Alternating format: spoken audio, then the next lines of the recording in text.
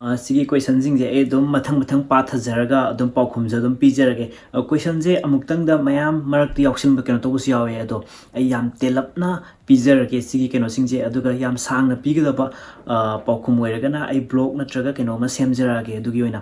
ado ahanba question je smaina hangbire Japanese sing na moi forefather gi khongul libo oina second world war da Manipur da sikhi ba mi singi damakta Manipur da lakning ba mi sing laibra hoi lei buduna akhoi sahi khuding gi Japanese akhoi gi keno haitare moi gi relatives poiro keno dum Manipur da sahi khuding gi dum lae aduna aina yum da lei ngai matam da so adumaina lakpa sing unaba phangjakhi aduna unaraba matung da aisu sida muk Japan da lakan da sumoina moi ga unaba gi tanja do phangki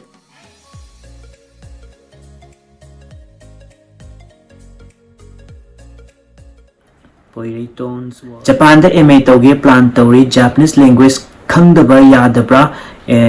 mandatory oibra for international students MA taugi plan tauri MA do kenogi makha pole Japanese language English medium orgadi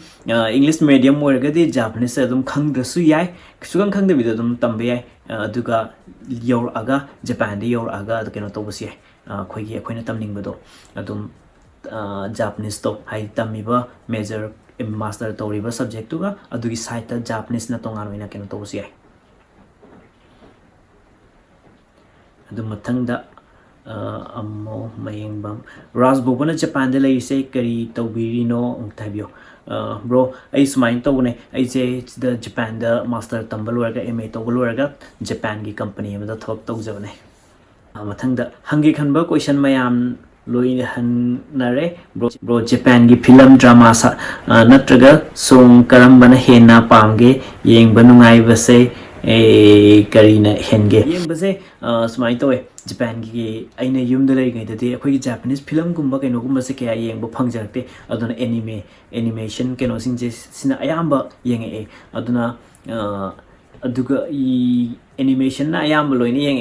animation yam khar pame aina khoi pamba se ham aina yengi base Naruto series keno me yenge adu mathangda My Neighbor Totoro adagi di Japan gi maming layer basum ariba film Hachiko gumba adagi di moi gi Japan gi film festival gumba tawba kan adum ayam ba yenge aduna film khuding gi adum tare message pp am nuksi am na keno to ba khoina tamjininge moi keno sindu yengbada asengba khoina la kan da ko laktringe dagi haur khoina ugi mayam da film da asengbu mak thengne tare yam keno to ai adum pame moi gi keno singje do sida leibada gi film gumba se kya di yeng tre duga moi gi tv gumba de dum yenge drama gumba ngak sangkan do Japan da nupi nupa lu hongda ba interest laina tre haijibu chumbro to hoi bro luhong base keno toy moi gi lifestyle keno jagadra thabak torga sum lei gi base nongan baga thabak chalani adagi di hala ani potharani Saturday weekend ka suti lerani sida koi keno se ithanda leiba gi ngambagi keno sima Japan da leiba naha sing se haidi kai tare smaina ai thanda leiba smaina ne moizu mathanda leiba mi mam leiba ko haidi yum dagi kol high school keno torpo college car pa dai dagi mathanda sum lei gibjana ko parents dagi lapna leiraga mathanda yamna keno ina leiba sumbagi keno se nupi thi da bidane sahi kuntrani fu bau leiba mayam am lei aduga thirasu adum kai tare leiba ngambagi keno to lei tare Japan de bro ai MCA lawyer ado Japan da job apply tawbase kamaina tawni aduga Japanese language haitragadi Japan jobs apply tawba yada bro jobs ama apply tawge hargadi kamaina tawni haibagi matang da khara haibirao MCA lawyer aduga Japanese language haitragadi MCA lawyer ga so hoi ayamba IT company je company makha pole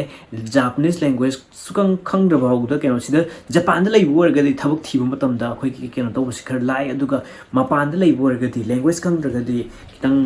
khar tawa male adagi apply to this khar lu male na ls Japanese se khar khangba ma mathok tai Japan gi company da thabuk to gi hairagadi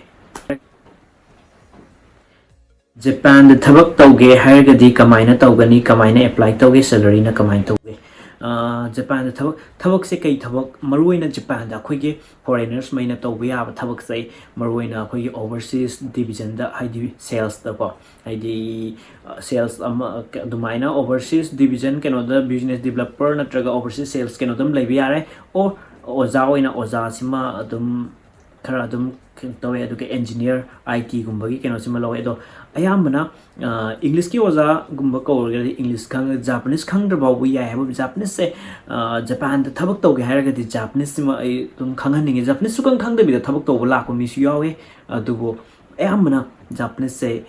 khang da ka we Japan the fresher sing the thabak to we ya bagi maram da habiro Japan the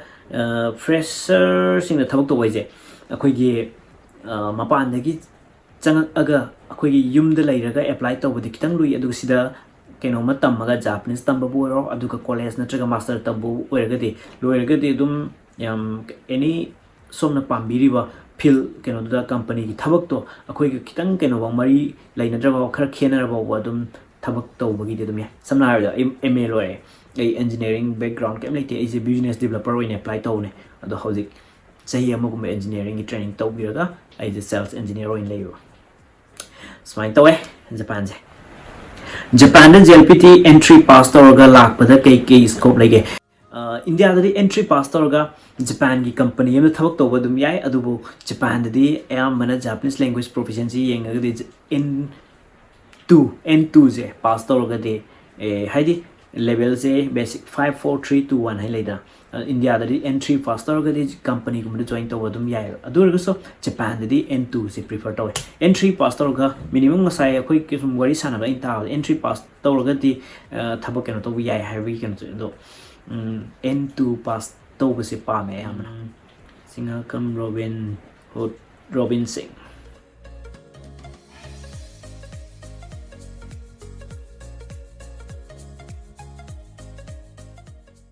ado inauna hangbiri wang se akhoi gi Japan da keno to ba se ayamana English program da haita akhoi na tam ga ha ga di undergraduate si da gi tam bana khwai da gi kudong sa ga ni na khale haidi undergraduate si da gi school college keno da chang mangam ga di adum ke tare sahi moi gi university gi keno do sahi ahum moi di sahi mari wei ko yam keno akhoi da na sahi ahum wei do moi da sahi mari wei aduna undergraduate si tam ga di adum keno to bu gi khudong sa ba di mayam am leire aduga master oiro adum khudong sa ba se yeng ba language ka undergraduate ka master yeng ba se khudong sa ba se undergraduate sina kitang sahi bu di mari muk tam ne do tam bu si da bu keno to ga di undergraduate natraga master bu tam ga di khudong sa ba gi di mayam leire aduga paisa gi matang je sidine akhoi gi kenoi makha pole tamdoriba college tuga university makha private national karamano private organ kitang ta pi national organ kitang khongani aduga kwai khong bu Japanese haira Japanese tamaga Japanese medium da keno to chang mangamoga de paisa yam chang de tare abuzam Hitler Japan gi education system je kamain toge youth singi maram da su khara khangninge bro Japan gi education system je sigi matang da ai haibu aina haijora te aina khangjaba haitare hoi keno gi apik pa ngang keno singi na tabida koi college university gi haraga de ko moidana keno rom do in lai ayamana akoi tam kan da like se koi gi exam theory keno gumda ayamana practical keno do in lai teamwork keno ina to bai tare group discussion teamwork adai sumba keno do in lai akoi chum nai pa raga simpa pur ga tha ba dom da kya chatte Japan che Loksing ba moirang Tokyo da leibagi tha magi budget se kaya mu oi masa khaina amta habiro transport food lodging phone and electric bill etc everything amade expenses register we aba comment kharaga sigi batang da kitang di keno tor ne ko yam clear oina ba sigi tongan block ama semjarake aduga Tokyo da leiba haje Tokyo gi leidori ba room keno dogi makha pole room je khoi gi around lupalising 20,000 rupees tagi horaga do mayam leire leibam je ado share house or kana khar hongani adudagi di mi keno to at least share house haise paisa mi ga share khoi kai tare share house share to busina khwai dagi honge aduna tabi tongan lawraga di khar tange aduga transport haise chattoriba mafam akhoi office kumba kenogum oragadi thabak to oragadi moi company na pass ama pibne yamana adu pirga dum chathok chen paisa adugi changroi food che chaba thakpa je around minimum bento akhoi lunch na tra dinner am chaba mayam leira chanai che aina sum yengbuda average around 350 dagina 1000 yen akhoi gi paisa da haragana lupa chani dagina lupa chatruk swai bawgi marak se yamana average ta chanai adugi electric bill policing adum keno dugi laidoriba room akhoi gi ningtham tha kalen tha AC keno gumba hapa sina budugi matung ningtham tha kalen dana kitang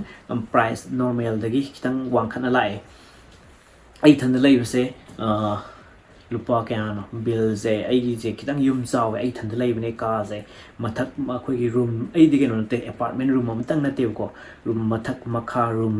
ahum mari manga taruk room taruk tare laiba ai se aduna ai se laiba se mai kitang da dum keno da di winter da di around 6000 rupees ka tabe yawe aduga normal oina tabana lupa keno tai lising ani gumba ahum ani dagi ahum adumai tai digi now Narendrajit angam smai hangre bro Japan da leimi खुदिमक लोइना government की थबक फंगरमगनी हाइनिंगाई लेते अदुबु मखोइगी मियाम सिदु कई कई थबक तौरगा मखोइगी सेंथोक लंबी थीजबगे सुमाइन तवे होय थबक से सिददि आम गवर्नमेंट हाइबा प्राइवेट हाइबा मा खाइदोक केनो तौदि यामना होइदि इंडिया दा मै याम सिंगिदना प्राइवेट कंपनी अदु गवर्नमेंट अद सिददि चपमानना आई Japan की private company am thabak tore ai tha की pension keno theory adu insurance thi moi ju chap mana du maina thi aduga adubu mo aduga smai tawe smai na thabak ama phangdaba mi se kamai toroga laige hai matam dane part time job haiti keno do regular keno in tok dabida ngak tamana sangba kanda punong magi pung khar khaktang toba adumaina akhoi gi thabak phangdaba mi singje moina pamjaba jaga da restaurant da boiro adugi any jaga da ne part time job oina ne no magi pung khara natraga moi keno toroga adumaina thabak ki di yam laiye makhoi je keno tawe like yam tamning da kangbu like khara Japan की स्माइन तवे अखोइगी college university गुम्बा तमगिबसिंग सिना अदुम लोयरगा थबक अमा फजना ग्यान तान तौरे अदुगा अदुना तबिदा high school गुम्बा like तम दबिदा केनो तौदोस याम लै लाइक तम बने मर खितंग त खर तम मग लोयरगा लोइसिनदना भाई तारे को खर तंग तम मग लाइक तमनिंग दब कंगु सु दुम लैबको अदु सिंग दुदे दुम थबक मोइना पामजबा मोइगा केनो तौब ngamba part time job गुम्बा दुमाइ तौरगा दुमाइ लैने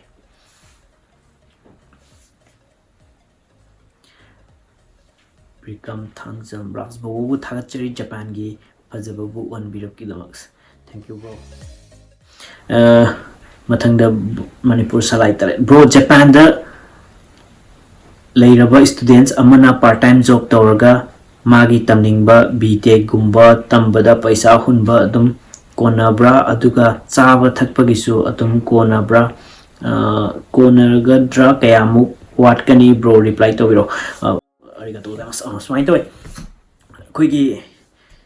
tamdoriba mafam dugi makha su po lebo adu part time job to bai je moina piriba limit pung kunipan ga piu ko pung kunipan je tawrga ne khoigi leibagi thamagi leiba chaba kai to budi loi kona neba aduga tuition fee gumbane tuition fee gumbagi keno to uside tuition fee yam yamaga di khar wan thokani scholarship gumba phangaga khoigi leibam jabam haidi keno to paisa do पैसा जे अखोइना तमदोरिबा मफम दो B केनो तौबा हौजिकी college तु पैसा यामना थीब्रा यामना Thibaut ओरगदि खर वान थोकने दु यामना थीदब्राउदा अदुम थागी part time job सिना अखोइगी admission fee tuition fee थीना होनबस्ति कितंग दि अदुम वादी Y अदु पैसा क्याम चंगदगी हाइदुदि अखोइना तमदोरिबा कॉलेज केनो दुगी मागी केनो दुई मखादि पोला यूनिवर्सिटी इंटर कॉलेज दुगी जापान दा कई थबक तौरगा लैबिगे अदुगा पोचै tang dana nungai na laiba ngambra khangni Japan da aije handak thai gadra handak ikui dana aije keno sales engineer oina laire akoi gi keno business unit ta aduga kama pochai se smai tawe akoi gi pochai moi koina ꯐꯪꯉꯤꯕ ꯇꯣꯂꯣꯞꯁꯤꯒ ꯍꯥꯏꯔꯒꯗꯤꯀꯣ ꯁꯤꯗ ꯑꯗꯨꯝ ꯑꯩꯈꯣꯏꯅ ꯂꯣꯏꯅ ꯂꯩꯕ ꯆꯥꯕ ꯂꯣꯏꯅ ꯉꯝꯕꯅꯤꯅ ꯀꯩꯁꯨꯝ ꯌꯥꯝꯅ ꯇꯥꯡꯗꯕ꯭ꯔꯥ ꯍꯥꯏꯅ ꯈꯜꯂꯦ ꯑꯗꯨꯒ ꯂꯩꯔꯒ ꯆꯥꯕ ꯑꯣꯏꯔꯒꯗꯤ ꯀꯩꯅꯣ ꯑꯊꯣꯡꯕꯒꯨꯝꯕ ꯂꯩꯔ ꯆꯥꯕ ꯑꯣꯏꯔꯒꯗꯤ ꯇꯥꯡꯉꯦ ꯑꯗꯨꯒ ꯑꯩꯈꯣꯏ ꯏꯁꯥꯅ ꯂꯩꯔꯒ ꯊꯣꯡꯖꯕ ꯀꯩꯅꯣ ꯇꯧꯕ ꯑꯣꯏꯔꯒꯗꯤ ꯈꯔ ꯍꯣꯡꯉꯦ ꯕ꯭ꯔꯣꯒ ꯚꯦꯠꯅꯥꯃꯤꯁꯀꯤ ꯅꯨꯄꯤ ꯑꯅꯤꯗꯨꯒ ꯀꯝꯗꯧꯅ ꯊꯦꯡꯅꯈꯤꯕꯅꯣ ꯑꯗꯨꯒ ꯕ꯭ꯔꯣꯅ ꯃꯣꯏꯗ ꯑꯅꯤꯗꯨꯗ ꯑꯁꯨꯛ ꯌꯥꯝꯅ ꯊꯥꯖꯔꯤꯁꯦ ꯀꯔꯤꯅꯅꯤ ꯍꯥꯏꯅ ꯈꯟꯕꯒꯦ ꯑꯩꯒꯤ ꯏꯆꯟ ꯚꯦꯠꯅꯥꯃꯤꯁ ꯑꯅꯤꯁꯦ ꯃꯣꯏ ꯑꯅꯤꯁꯦ ꯑꯩꯒ ꯀ꯭ꯂꯥꯁ ꯑꯃ ꯍꯥꯏꯗꯤ ꯒ꯭ꯔꯨꯞ ꯕꯦꯠꯁ ꯀꯩꯅꯣ ꯑꯃꯇꯗ ꯁꯟꯗꯦ ꯈꯨꯗꯤꯡꯒꯤ ꯖꯥꯄꯅꯤꯁ ꯇꯝꯕ ꯃꯐꯝꯗ ꯑꯩꯈꯣꯏꯁꯦ ꯄꯨꯟꯅ ꯀꯩꯅꯣ ꯇꯧꯕꯅꯦꯕꯀꯣ ꯇꯝꯃꯤꯟꯅꯕꯅꯦꯕ ꯇꯝꯃꯤꯟꯅꯔꯤ ꯀ꯭ꯂꯥꯁ ꯃꯅꯨꯡꯗ ꯑꯩ ꯀꯧꯅꯗꯦꯕꯀꯣ ꯋꯥꯔꯤꯁꯨ ꯅꯣꯡꯃꯇ ꯁꯥꯔꯨꯗꯦ ꯁꯨ ꯀꯧꯅꯗꯦ ꯑꯗꯨꯕꯨ ꯅꯣꯡꯃ ꯑꯩꯈꯣꯏꯒꯤ ꯃꯣꯏꯒꯤ ꯖꯄꯥꯟꯒꯤ ꯁꯝꯃꯔ ꯐꯦꯁꯀꯤ ꯑꯩꯈꯣꯏꯒꯤ ꯒ꯭ꯔꯨꯞ ꯀꯩꯅꯣ ꯈꯥꯏꯗꯣꯛꯄꯗ ꯑꯩꯈꯣꯏꯒꯤ ꯃꯣꯏꯒꯤ ꯀꯩꯅꯣꯗꯣ ꯑꯩꯈꯣꯏꯒꯤ ꯗꯥꯟꯁ ꯖꯒꯣꯏ ꯁꯥꯕꯒꯤꯅꯦ ꯒ꯭ꯔꯨꯞ ꯀꯩꯅꯣꯒꯤ ꯈꯥꯏꯗꯣꯛꯀꯥꯟꯁꯤꯗ ꯑꯩꯒ ꯆꯞ ꯃꯥꯟꯅꯕ ꯒ꯭ꯔꯨꯞꯇ ꯇꯥꯕ ꯑꯗꯨꯗꯒꯤꯗꯤ ꯃꯣꯏꯁꯦ ꯃꯣꯏꯅ ꯂꯩꯔꯤꯕ ꯃꯐꯝꯗꯣ ꯖꯥꯄꯅꯤꯁ ꯇꯝꯐꯝꯗꯒꯤꯅ ꯑꯩꯈꯣꯏꯒꯤ ꯍꯧꯖꯤꯛꯀꯤ ꯖꯥꯄꯅꯤꯁ ꯇꯝꯐꯝꯗꯒꯤꯅ ꯃꯣꯏꯅ ꯂꯩꯔꯤꯕ ꯗꯣꯔꯃꯤꯇꯔꯤ ꯃꯣꯏꯅ ꯂꯩꯔꯤꯕ ꯀꯝꯄꯅꯤꯒꯤ ꯃꯣꯏꯅ ꯄꯤꯕ ꯗꯣꯔꯃꯤꯇꯔꯤ ꯍꯥꯏꯇꯥꯔꯦꯀꯣ ꯂꯩꯐꯝꯁꯤꯐꯥꯎꯁꯦ ꯁꯥꯏꯀꯜꯅ 45 minutes ꯑꯗꯨꯃꯥꯏꯅ ꯆꯠꯂꯦꯕꯀꯣ ꯑꯗꯨꯅꯅꯦ ꯑꯩꯈꯣꯏꯒꯤ ꯏꯚꯦꯟ ꯍꯧꯖꯤꯛꯀꯤ ꯀꯩꯅꯣꯗꯣ ꯐꯦꯁꯇꯤꯚꯦꯜ ꯌꯥꯎꯕ ꯂꯥꯛꯄ ꯅꯨꯃꯤꯠꯁꯦ ꯃꯣꯏꯁꯦ ꯌꯥꯝ ꯊꯦꯡꯗꯧꯔꯕ ꯑꯗꯨꯅ ꯄ꯭ꯔꯥꯛꯇꯤꯁ ꯂꯣꯏꯔꯒ ꯍꯟꯕꯁꯨ ꯑꯗꯨꯝ ꯅꯨꯡꯗꯥꯡꯗ ꯍꯟꯕꯗꯣ ꯌꯥꯝ ꯂꯥꯞꯁꯨ ꯂꯥꯞꯄꯦ ꯑꯩꯗꯤ ꯀꯩꯅꯣꯗ ꯇ꯭ꯔꯦꯟꯗ ꯅꯠꯇ꯭ꯔꯒ ꯀꯩꯅꯣꯗ ꯆꯠꯂꯦꯕ ꯑꯗꯨꯀꯥꯟꯗ ꯑꯩ ꯀꯩꯅꯣꯗ ꯆꯠꯂꯦ ꯇ꯭ꯔꯦꯟꯗ ꯑꯗꯨꯝ ꯃꯣꯏ ꯁꯤꯗꯒꯤꯅ ꯇ꯭ꯔꯦꯟꯗ ꯄꯨꯡꯈꯥꯏ ꯑꯃ ꯑꯗꯨꯃꯥꯏꯅ ꯆꯠꯂꯦꯕꯀꯣ ꯍꯧꯖꯤꯛꯀꯤ ꯃꯐꯝ ꯀꯩꯅꯣꯗꯨꯕꯣ ꯑꯗꯣ ꯑꯗꯨꯃꯥꯏꯅ ꯍꯧꯖꯤꯛꯀꯤ ꯀꯩꯅꯣꯁꯤꯗ ꯊꯤꯕ ꯑꯩꯈꯣꯏꯁꯦ ꯊꯦꯡꯅꯔꯒ ꯍꯧꯖꯤꯛꯀꯤ ꯐꯦꯁꯇꯤꯚꯦꯜꯗꯨꯒꯤ ꯀꯩꯅꯣ ꯄ꯭ꯔꯥꯛꯇꯤꯁ ꯇꯧꯕꯗ ꯊꯦꯡꯅꯔ ꯃꯇꯨꯡꯗꯩꯗꯤ ꯑꯩꯅ ꯃꯇꯦꯡ ꯄꯥꯡꯕꯤꯈꯤꯕ ꯍꯥꯏꯇꯥꯔꯦꯀꯣ ꯃꯣꯏꯒꯤ ꯂꯩꯐꯝꯒꯤ ꯀꯩꯅꯣ ꯇꯧꯕꯗ ꯑꯩꯒꯤ ꯍꯣꯁ ꯐꯦꯃꯤꯂꯤ ꯈꯪꯅꯍꯜꯂꯦ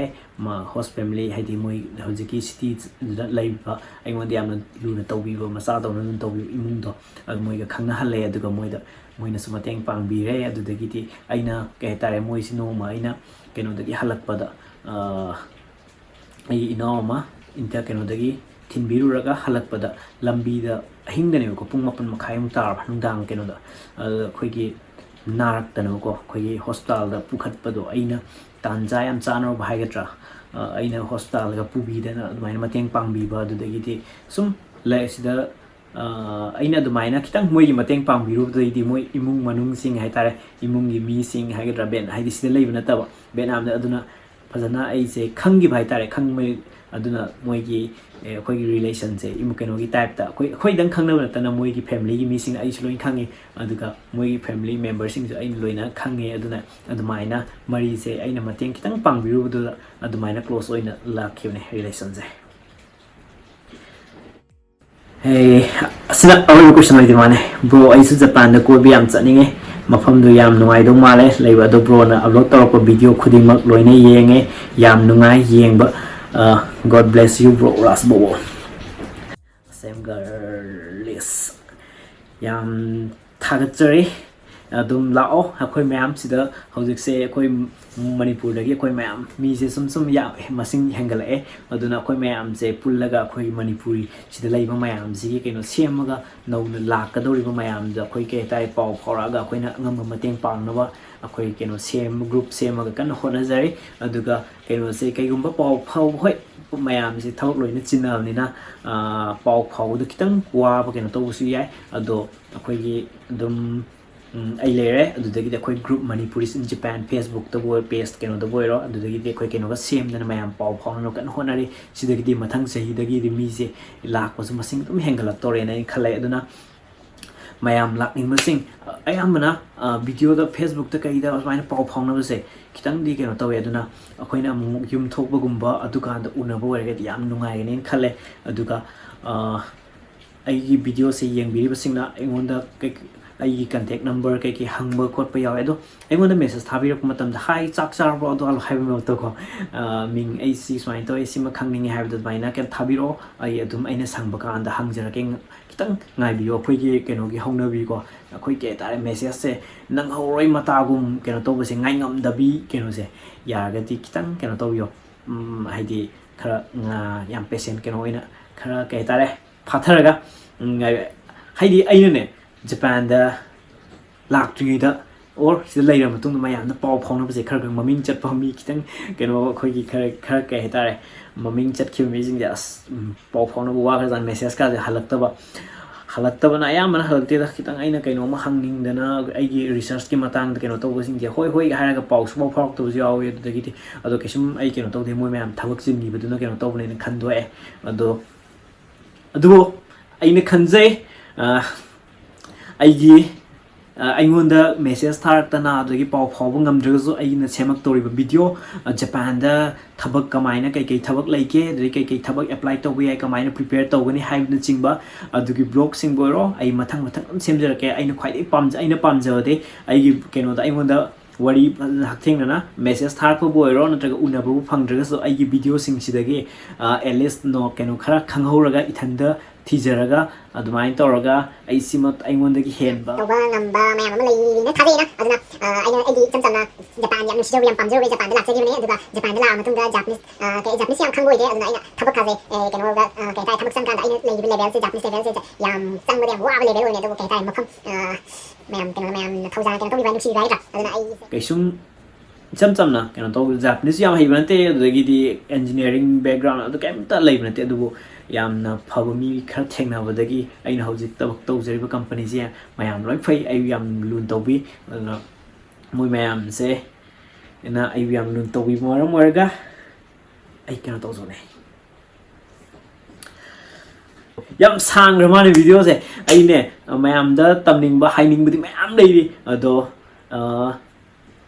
ꯍꯥꯏꯅꯤꯡꯉꯥꯏ ꯂꯩꯇꯅ ꯊꯥꯒꯠꯆꯔꯤ ꯃꯌꯥꯝ ꯑꯩ ꯃꯊꯪꯒꯤ ꯕ꯭ꯂꯣꯛ ꯇꯣꯀꯤꯌꯣ ꯑꯣꯁꯥꯀꯥ ꯀꯤꯌꯣꯇꯣ ꯑꯩꯅ ꯀꯣꯏꯔꯨꯕꯒꯤ ꯆꯠꯂꯨꯕꯒꯤ ꯕ꯭ꯂꯣꯛꯁꯤꯡꯗꯨꯁꯨ ꯊꯥꯒꯠꯆꯔꯛꯀꯦ ꯑꯗꯨꯒ ꯃꯌꯥꯝꯅ ꯈꯪꯅꯤꯡꯕ ꯍꯪꯉꯛꯄ ꯖꯄꯥꯟꯒꯤ ꯃꯇꯥꯡꯗ ꯑꯗꯩ ꯖꯄꯥꯟꯗ ꯀꯃꯥꯏꯅ ꯂꯥꯛꯄ ꯑꯗꯒꯤ ꯖꯄꯥꯟꯗ ꯀꯩꯀꯩ ꯊꯕꯛ ꯇꯧꯕ ꯂꯩꯕ ꯈꯔꯗꯤ ꯑꯩ ꯃꯇꯦꯡ ꯄꯥꯡꯕ ꯉꯝꯒꯅꯤ ꯑꯗꯨ ꯅꯠꯇꯕꯤꯗ ꯑꯇꯣꯞꯄ ꯁꯤꯒꯤ ꯄ꯭ꯔꯣꯒ꯭ꯔꯥꯝꯁꯤ ꯂꯩꯕ ꯈꯣꯠꯄ ꯍꯥꯏꯗꯨꯗꯤꯕꯀꯣ ꯑꯩꯅ ꯍꯥꯏꯕ ꯑꯩꯅ ꯃꯈꯥ ꯄꯤꯖꯔꯤꯕ ꯋꯦꯕꯁꯥꯏꯠꯁꯤꯗ ꯆꯪꯕꯤꯔꯣ ꯑꯗꯨꯒ